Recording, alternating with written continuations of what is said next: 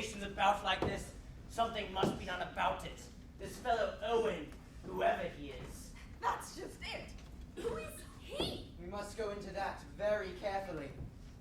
Rogers, I suggest you get your wife to bed. Then come back here. Yes, sir. Will she be all right, Doctor? Yes, quite all right. Don't know about you, sir, but I feel I need another drink. I agree. Whiskey for you, General? And you, Sir Lawrence? I should like a glass of water, please. Oh, yes, I'll get it. I can use whiskey myself. She'll be all right. I've given her a sedative. Well, now, Doctor, you'll be wanting that drink. No, Right. thank you. I never touch it. So you said. General, you look thirsty. How about you? Now then, Rogers. All right. It's time to get to the bottom of this. Tell us what you know about Mr. Owen. He owns this place, sir. I am quite aware of that fact. What I want you to tell me is what you yourself know about the man. Well, I really couldn't say, sir. You see, I've never seen him. What do you mean you've never seen him? Me and my wife, we've just been here under a week. We were engaged by a letter through a registry office. The Regina in Plymouth. Do you Well, have that's a that letter? high-class farm. We can check into that. Like I said, do you have the letter, Rogers? The letter engaging us, sir. Yes. Thank you. Go on with your story. Oh, well, we arrived there like the letter said, on the 4th. Everything was nice. Plenty of food in stock. Everything was in order. Just need a bit of dusting and that. What next? What? Nothing, sir. That is, that we got orders to prepare rooms for our house party. 8. Then by yesterday morning, by the post, I received a letter saying that Mr. and Mrs. Owen might have been detained in London. And if so, we do the best we could. It gave instructions about putting on dinner, and also putting on the gramophone record. Here it is. Thank you, Rogers. Oh, headed Ritz Hotel in typewritten. Coordination machine number 5. This looks like good, clean paper, but it looks like it's been handled too much. We can get it tracked for fingerprints, but I guarantee this will come back with nothing. Quite the little detective. Got some fancy Christian names, hasn't he? Hewlett Norman Owen. Quite a mouthful. I'm obliged to you, Miss Marston. You've drawn my attention to a very curious and suggestive point. I think the time has come for all of us to pool our information, to come forth with what we know about this unknown host of ours. We are all his guests. It would be profitable if each one of us were to explain how that came about. There's something very peculiar about all this. I received a letter with this signature that was not very easy to read. It purported to be from a woman whom I had met at a certain summer resort 2 or 3 years ago. I took the name to be Ogden, as I'm quite certain I have never met or become friendly with anyone of the name Owen. Do you have that letter, Miss Brent? Yes, I will fetch it for you. Thank you. Miss Clayton. Oh, I never actually met Mrs. Owen. I wanted a holiday post and applied to a secretariat agency. Miss Grenfell's in London. I was offered this post and accepted. But you were never interviewed by a prospective employer. No, here's the letter. Thank you. Soldier Island, Sicklehaven, Devon. Dear Miss Clayton, I received your name from Miss Grenfell's agency. I understand she knows you personally. I shall be glad to pay you the salary you ask. Shall expect you to take up your duties on October 8th. The train is 12:10 from Paddington, and you'll be met at Oak Bridge Station. I enclose £5 for expenses. Yours truly, Una Nancy. Miss Marston. Don't actually know the Owens. Got a wire from a pal of mine, Badger Berkeley. He told me to roll up here. Surprised me a bit because I had an idea the old horse had gone to Norway. But I haven't got the wire. Thank you. Dr. Armstrong? Well, in these circumstances, I think I may admit that my visit here was professional. Mr. Owen wrote me that he was worried about his wife's health, her nerves to be precise. He wanted a report without her being alarmed, so he therefore suggested that my visit here be regarded as that of an ordinary guest. And you had no previous acquaintance with the family? No. But yet you had no hesitation in obeying the summons. A colleague of mine was mentioned and a handsome fee was suggested. I was due for a holiday anyway. Right. Thank you, Miss Brent.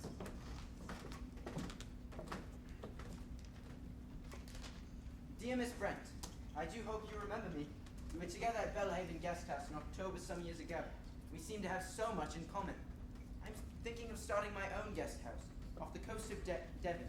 I think there's really an opening for a place where there's some good plain English cooking for an old-fashioned type of person. None of this nudity and gramophones after night.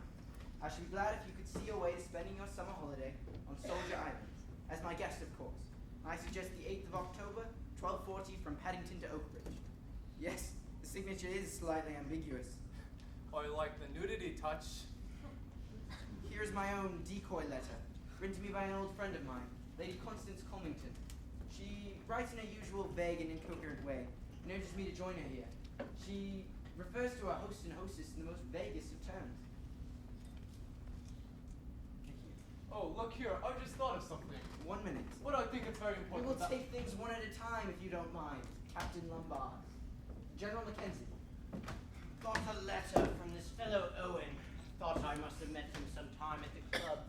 Mentioned some old cronies of mine who were to be here. Hoped I'd excuse informal invitation. Haven't kept the letter, I'm afraid.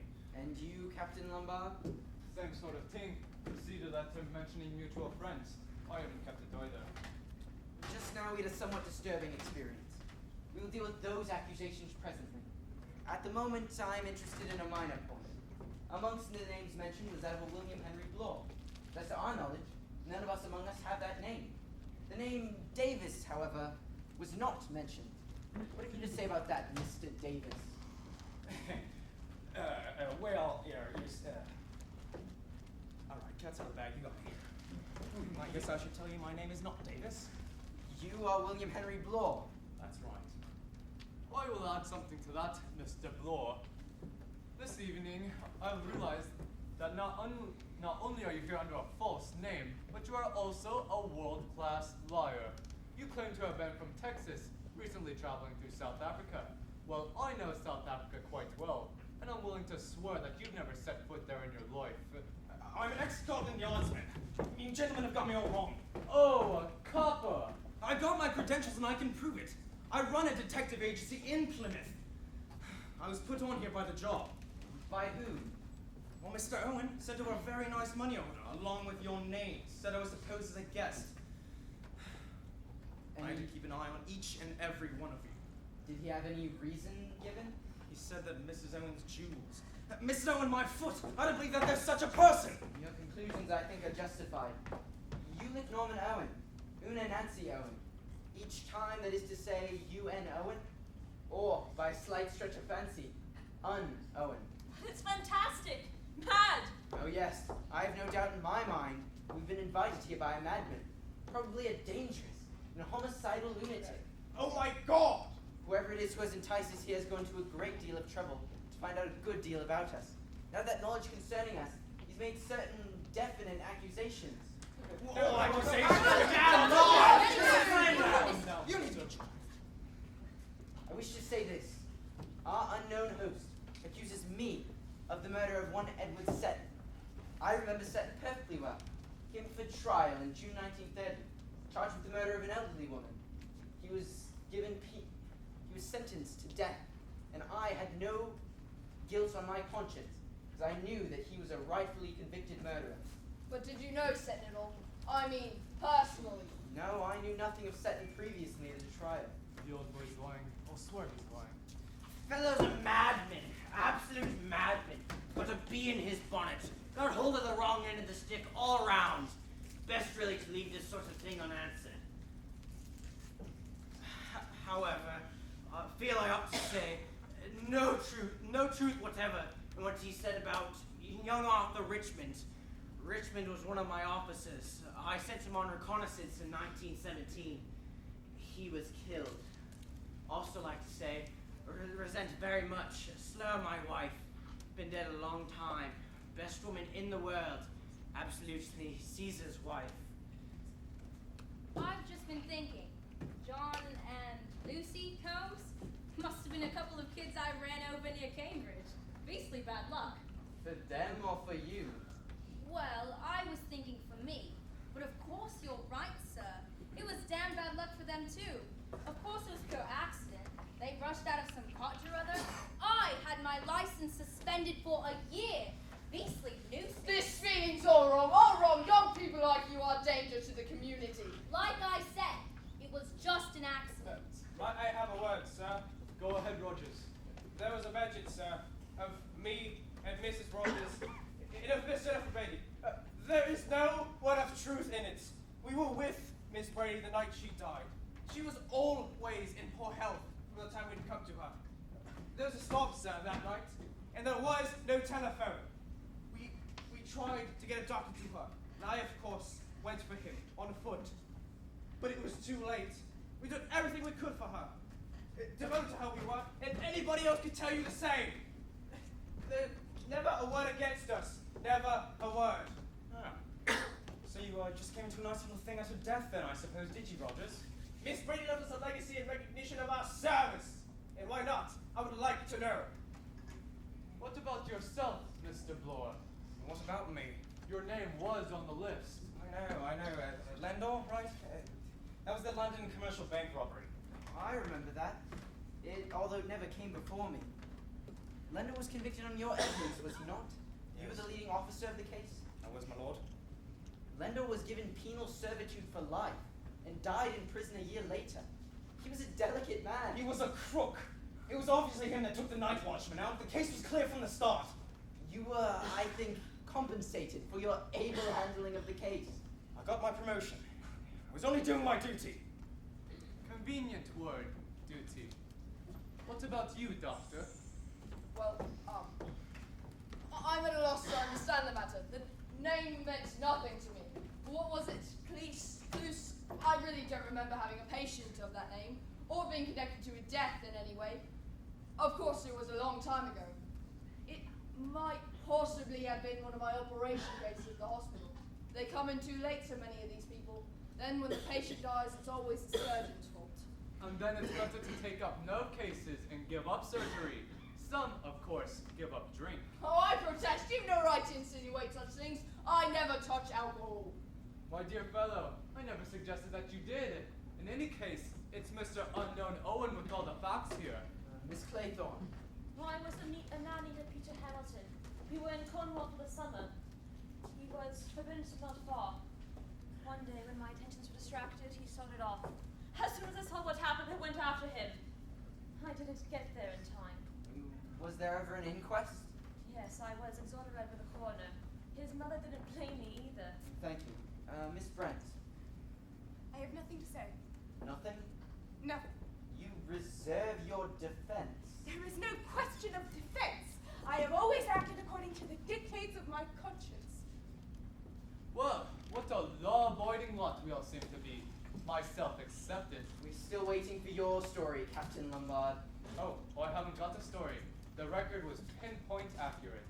What do you mean? Well, I'm sorry to disappoint all of you. It's just that I plead guilty. It's all perfectly true. I left those natives alone in the bush. You abandoned your men? Not quite the act of a proper gentleman, I know.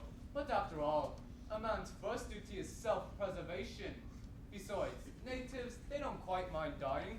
They don't feel about it the same way that us Europeans do. Our inquiry rests there, I suppose.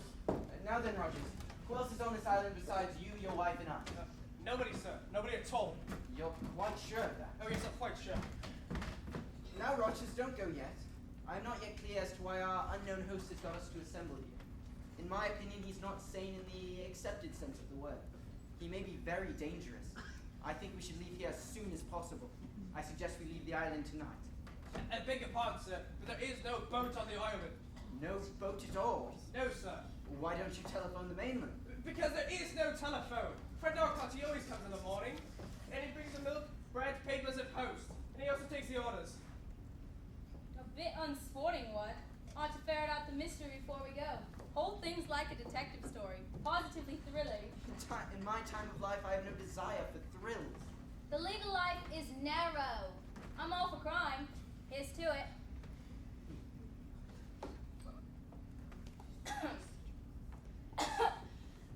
Austin, how you're right. Austin, Agreed.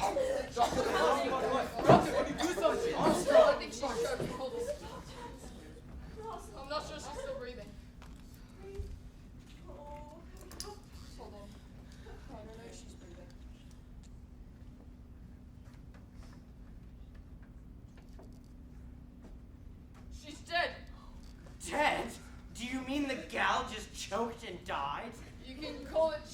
she like, General Mackenzie. She died of asphyxiation right enough. Didn't know someone could die like that, just of a choking fit. In the middle of life, we are in death. No one dies of a mere choking fit, General Mackenzie. Was there something in the brandy? Yes, by the smell of it, cyanide. Potassium cyanide works pretty well instantaneously. Well, then she must have put the stuff in the glass herself. Suicide, eh? That's a rum go. You never think she commits suicide. She was so alive, she was enjoying herself. Oh, look. One of those little soldiers off the mantelpiece. Broken.